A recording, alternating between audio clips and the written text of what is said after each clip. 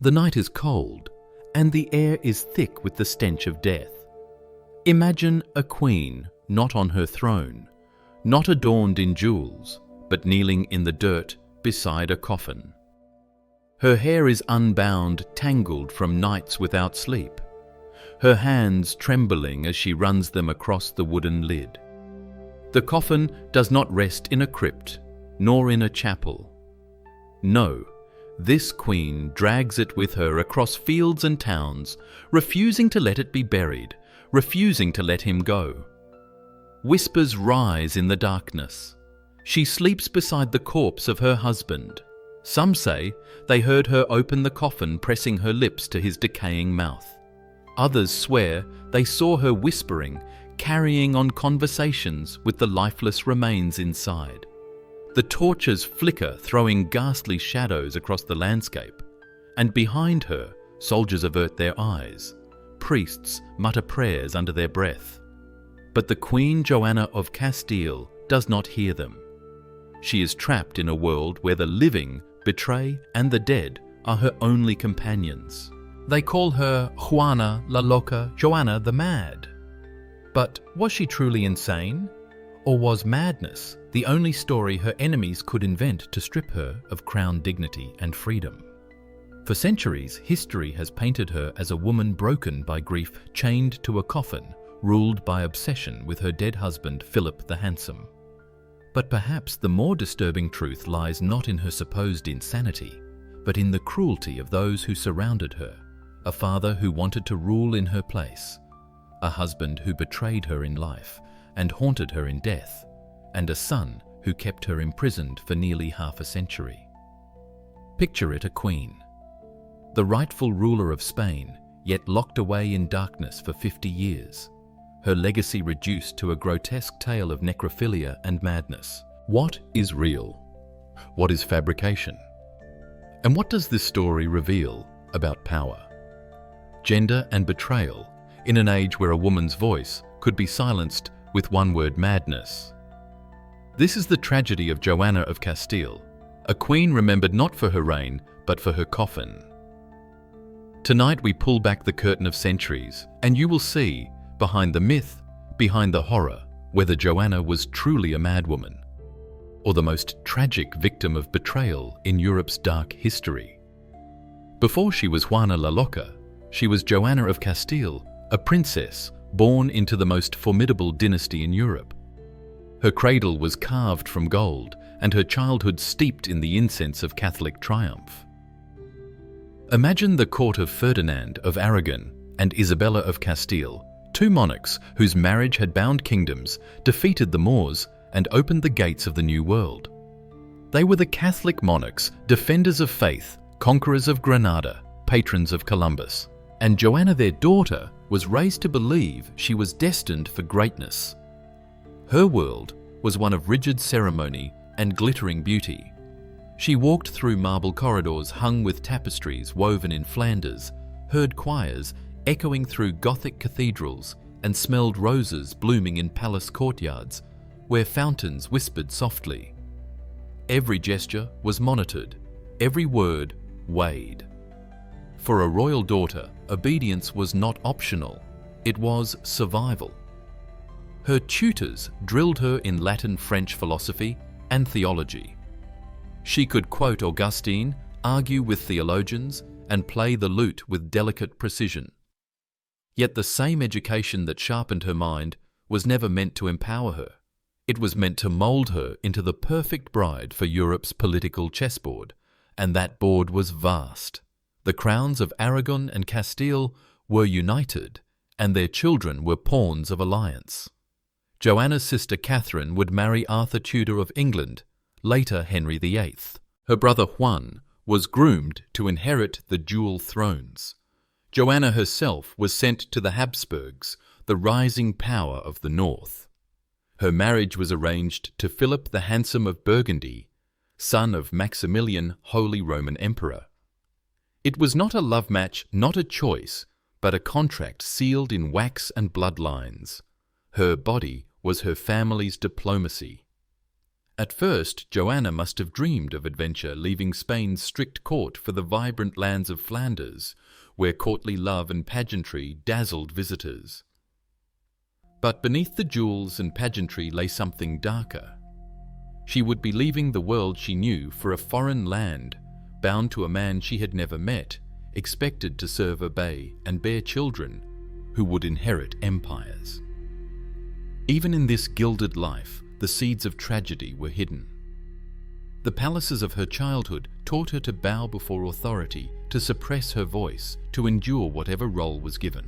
Yet, within Joanna burned a fierce passion, a nature that did not bend easily. She was not her mother, the iron-willed Isabella, nor her father, the calculating Ferdinand. She was something different, intelligent, sensitive, and deeply emotional. In a world that demanded silence from queens, her fire would soon be seen as danger. For now, though, she walked through perfumed halls in gowns of brocade, a princess draped in gold. To the world, she was fortunate, blessed, destined for greatness. But we must remember, cages can be beautiful and prisons can be lined with silk. Joanna's gilded cage was about to open not to freedom, but to a darker captivity than she could ever imagine. When Joanna first laid eyes on Philip of Burgundy, he was every inch the fairy tale prince her upbringing had promised.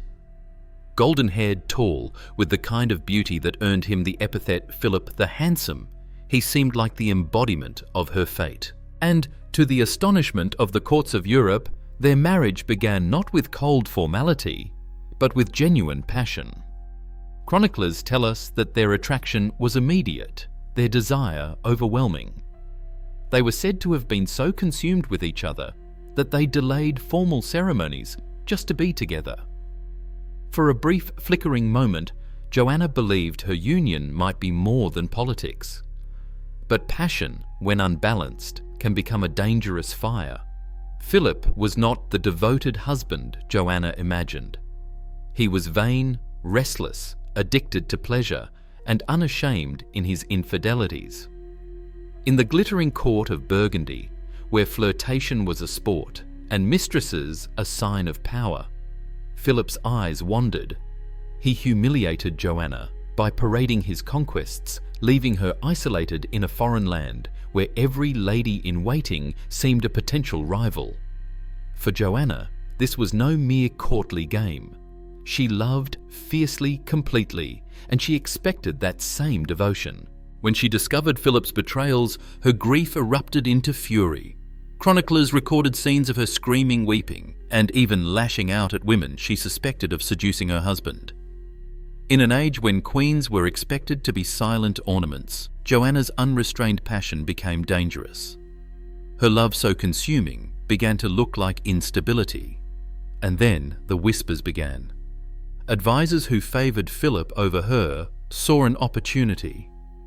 "The Queen is not well," they murmured. "She is too emotional, too jealous.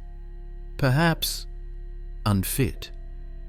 At first, these words were private, muttered in corridors. But as Philip's allies multiplied, the rumour grew legs. Suddenly, Joanna's anger was not the righteous fury of a wronged wife, it was evidence of madness. Her tears became hysteria, her passion a disease. Politics sharpened the knives. In Spain, her father Ferdinand listened carefully. If Joanna was seen as unstable, perhaps he could justify ruling in her stead. In Flanders, Philip's counsellors preferred a pliant king consort to a strong queen. Even the Habsburg family, with its ruthless obsession with power, weighed the advantages of painting Joanna as incapable. And so the narrative spread like a slow poison. The queen was dangerous, unbalanced, mad. But we must pause and ask, was she truly mad, or simply a woman refusing to bow to humiliation? A queen who dared to rage, to love, to demand fidelity, in a world where men could betray freely. For her enemies, the answer did not matter. What mattered was control. And labelling a woman mad was the easiest chain to clasp around her wrists. These were the first cracks in the fortress of her life, small at first, almost invisible. But once cracks appear, they widen, and soon the entire structure trembles. For Joanna, the seeds of doom had been planted, and they would grow into a nightmare she could not escape. The moment came swiftly, as fate often does, like a blade drawn in the dark. Joanna's world shifted with the death of her mother, Isabella of Castile, in 1504. With that single breath extinguished a crown heavy with centuries of blood and conquest, passed to Joanna. She was now the rightful Queen of Castile, one of the richest kingdoms in Europe, heart of the Spanish crown, and cornerstone of the empire her parents had built. But her ascent was not a triumph. It was the trigger for the trap that had been set around her. Her husband Philip, once merely a duke with dazzling looks, now saw himself as king. Her father Ferdinand, still alive and ruling Aragon, was unwilling to surrender control to a daughter he viewed as unstable. Two men, husband and father, each hungry for power, each whispering that Joanna was incapable of ruling. The vultures descended. In the halls of power, parchment and ink became as deadly as swords. Documents were drafted claiming that Joanna's grief, her jealousy, her passion were signs of madness. Philip's allies declared he should rule in her stead as administrator of Castile. Ferdinand, far away, countered with claims that he should act as regent to protect the realm from his daughter's instability. Joanna, the queen, by right, found herself erased from her own throne, her name invoked as an excuse for others to govern. Imagine the scene: a young woman, heavy with royal dignity, but weary from betrayal, walking into a council chamber. She declares with a trembling voice that she is queen, that the blood of Isabella flows in her veins. And yet the men around her do not bow. They nod politely. They smile coldly, and behind her back they scrawl signatures that nullify her words. Even more cruel was Philip's betrayal. Though she had loved him to the point of madness, he used that very love against her. He flaunted her supposed episodes, her tears, her outbursts, as proof that she was unfit. He had her surrounded by spies, watched her every move, and reported her despair as if it were treason. Every moment of vulnerability became ammunition. And then came the decisive blow, the Treaty of Villafafila in 1506. In it, Ferdinand formally relinquished his claim to Castile on one condition: that Philip would rule in Joanna's name, since she was incapacitated. With a stroke of the pen, her authority evaporated. She remained queen in title but not in power. A hollow crown perched on her head while others wielded the scepter. The trap had sprung. She was queen, yet voiceless. Wife, yet betrayed. Daughter, yet abandoned. Around her the walls of intrigue closed in, leaving no space to breathe. And in this suffocating air, rumours thickened, whispers of confinement, of guardianship, of chains. The most powerful woman in Spain was already being recast as a prisoner in her own kingdom. The promise of a throne had collapsed into a cage, and Joanna had no way to claw her way back. Darkness does not always fall with a single blow. Sometimes it comes slowly, as doors close one by one until the light is gone. For Joanna, that darkness was loneliness, betrayal, and the weight of voices whispering that she was mad. When Philip seized power, Joanna became both queen and prisoner. He surrounded her with spies, maids who reported her tears, guards who exaggerated her outbursts, confessors who twisted her words into signs of delusion. Every reaction was catalogued, every emotion used against her. If she cried for her husband's fidelity, they said she was hysterical. If she withdrew in silence, they called it melancholy. If she spoke with passion, it was rage. There was no path that did not lead to condemnation.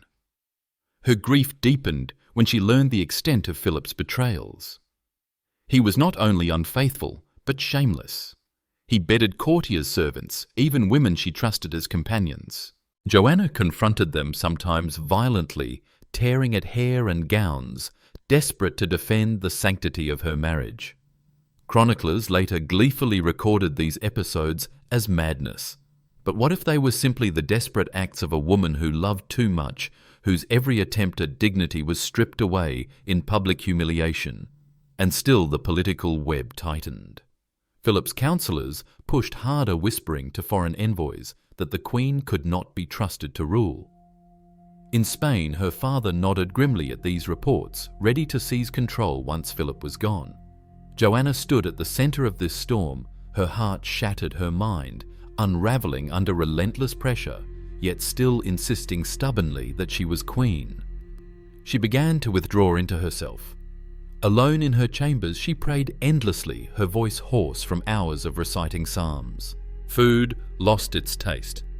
She sometimes refused to eat fasting until she fainted, as though starving herself could express a pain too vast for words.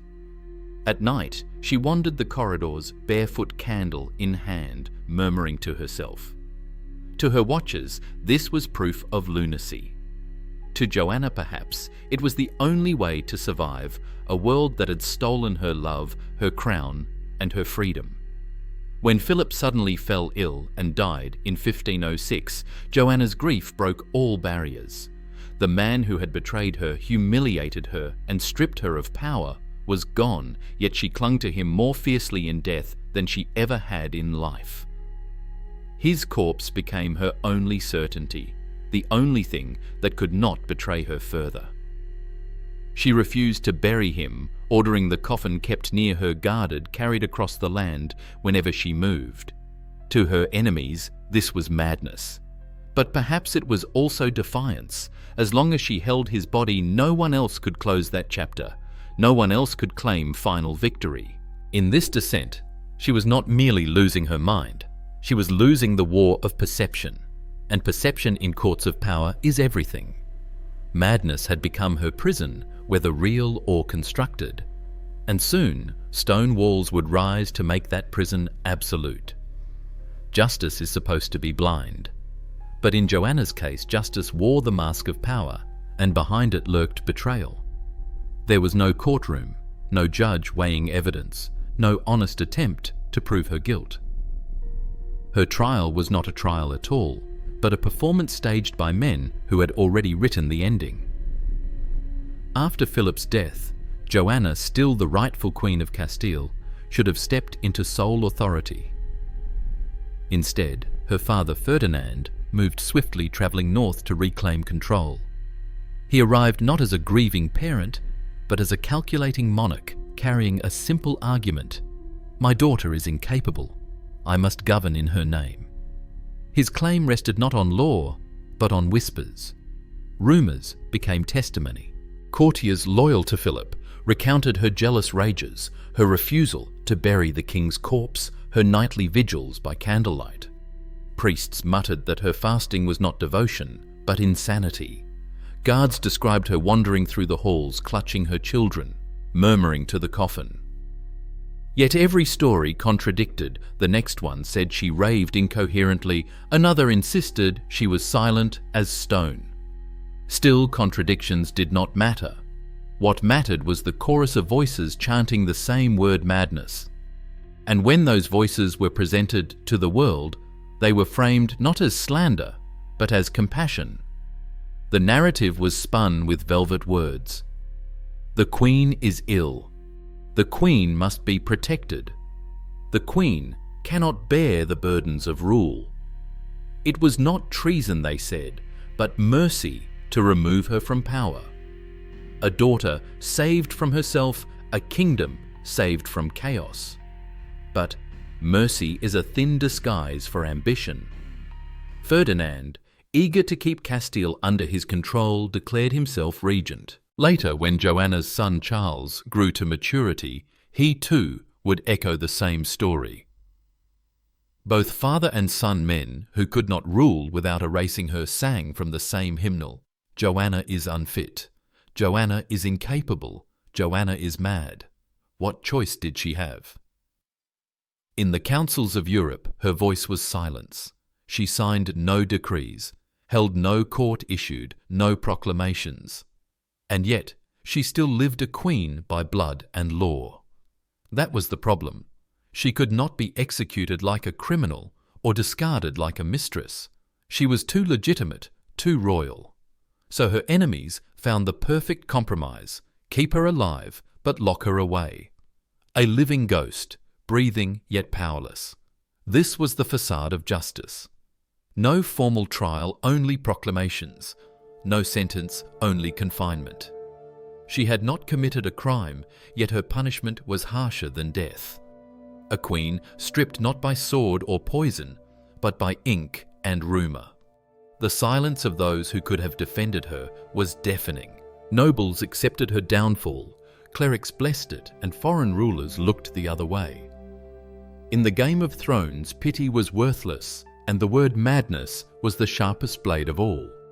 Thus, Joanna was condemned not to die, but to linger, not by verdict, but by betrayal. There are moments in history when time seems to slow, when a single day crystallizes the fate of a life. For Joanna, that day came like a grey dawn, the last sunrise she would ever see as a free queen. It was not the gallows or the executioner that awaited her, but something quieter, crueler, the suffocating permanence of confinement. That morning, she was already broken with grief. Philip's coffin still lay near her, the object of her obsession, the anchor of her sorrow. She had fought every attempt to bury him. Priests urged her to release his soul. Courtiers begged her to restore dignity to the crown, but Joanna refused.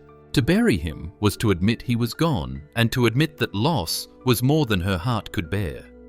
She clung to the coffin as to life itself. Those who watched her recorded strange, haunting details. She was seen caressing the wood as though it were flesh, speaking in low whispers, as if Philip could still hear. When guards moved to take the coffin, she raged with such ferocity that even hardened soldiers hesitated. In her voice was not only grief, but a queen's command. "He stays with me." To her enemies, this was madness incarnate. To her, it was devotion, perhaps even the last act of defiance left to her. On that final day of freedom, Joanna prepared to be moved not to a palace of majesty, but to Tordesillas, a fortress prison that would become her tomb in life. Witnesses claimed she resisted pleading to see Philip's face once more before departure. Against all counsel, she ordered the coffin opened.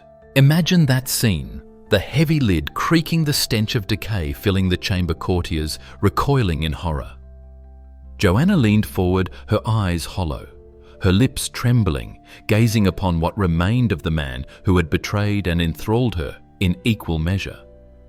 Her attendants described her speaking softly, like a lover, soothing a restless sleeper.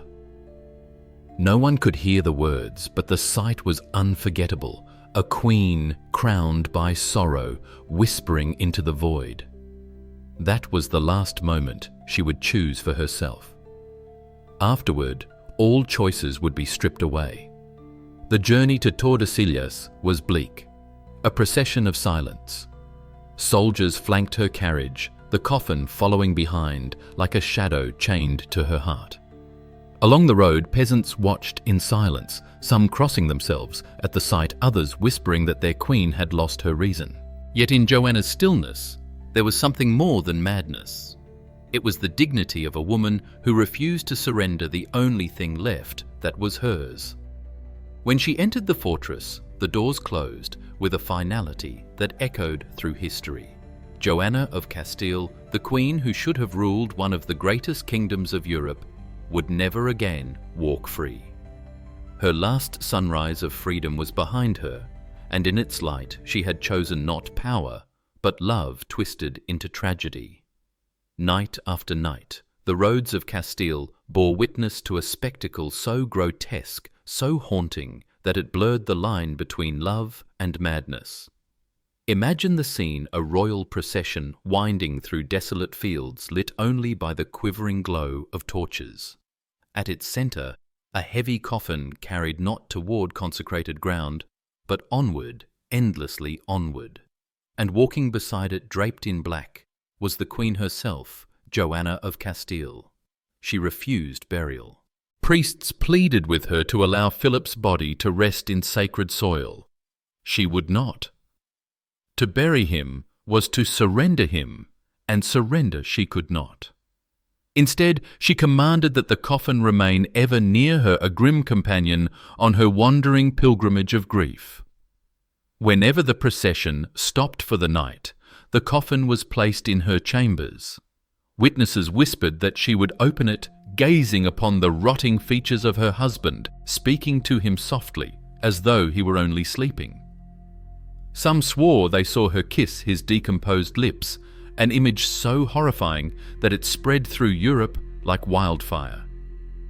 The sensory details were unbearable. The stench of decay seeped into the night air, carried on the wind like a curse.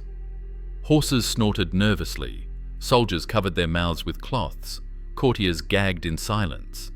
Yet Joanna seemed oblivious. Her eyes fixed, her hands reaching for the wooden box that contained her tragedy. To those who followed it was madness. To her it was fidelity, unbreakable, unyielding. She would not allow women near the coffin, terrified that her rivals might steal Philip's affections even in death. On cold nights, she demanded the coffin be placed close to her bed, as though the warmth of her presence could rouse him from his eternal slumber.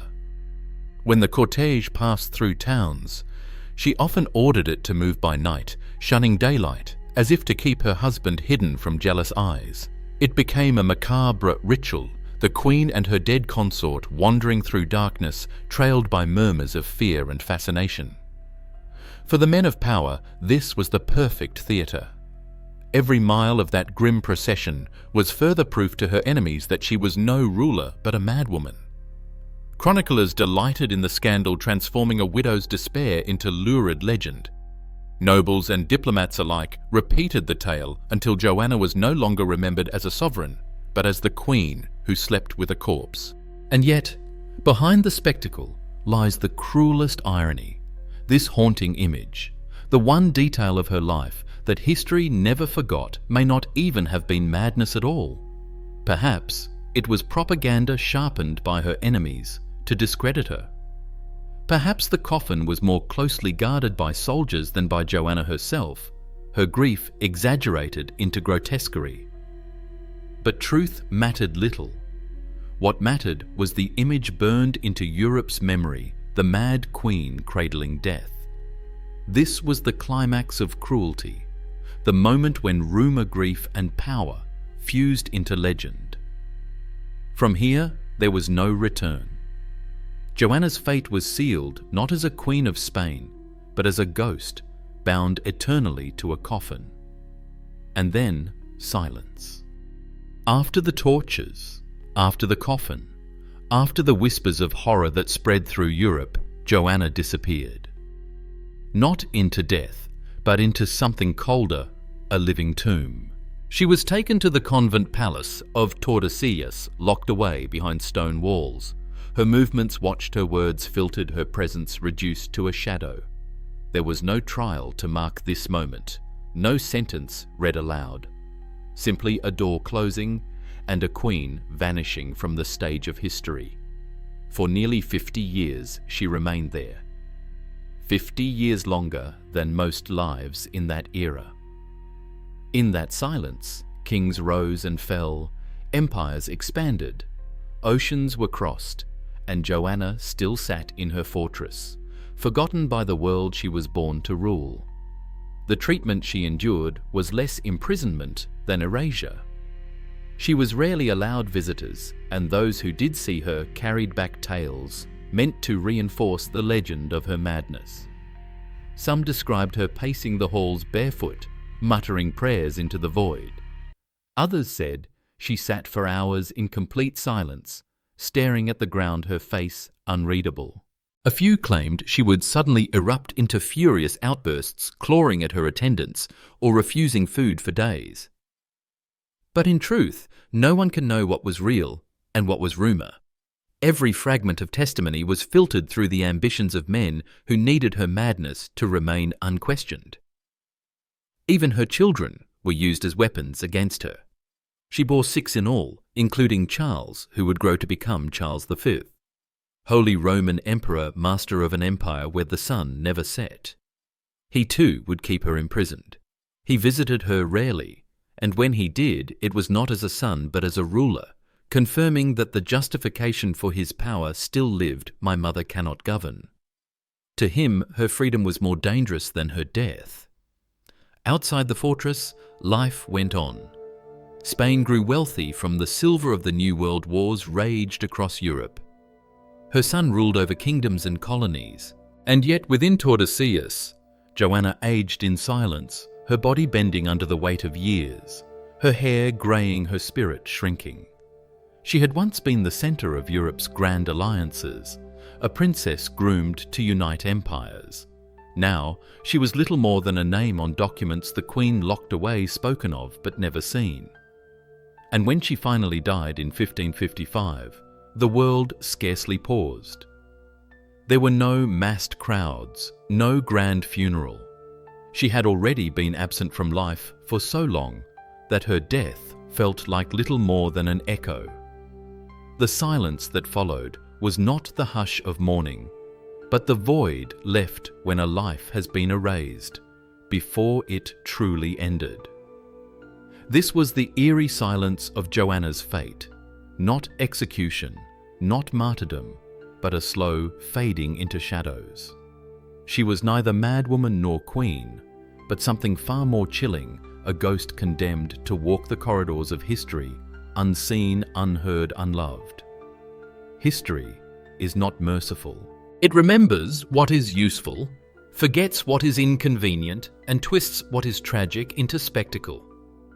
Joanna of Castile was born to rule, but remembered as a madwoman. Yet when we step back, we see that her story was not only a personal tragedy, but a mirror of how power devours those who stand in its way. Her enemies succeeded. By branding her insane, they secured their own reigns. Ferdinand ruled Castile in her name until his death.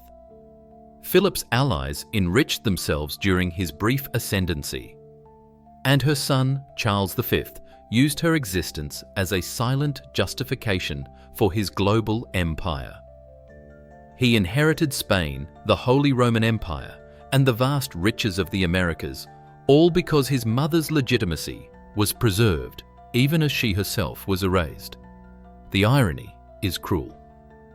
Joanna gave birth to the dynasty that would dominate Europe for a century.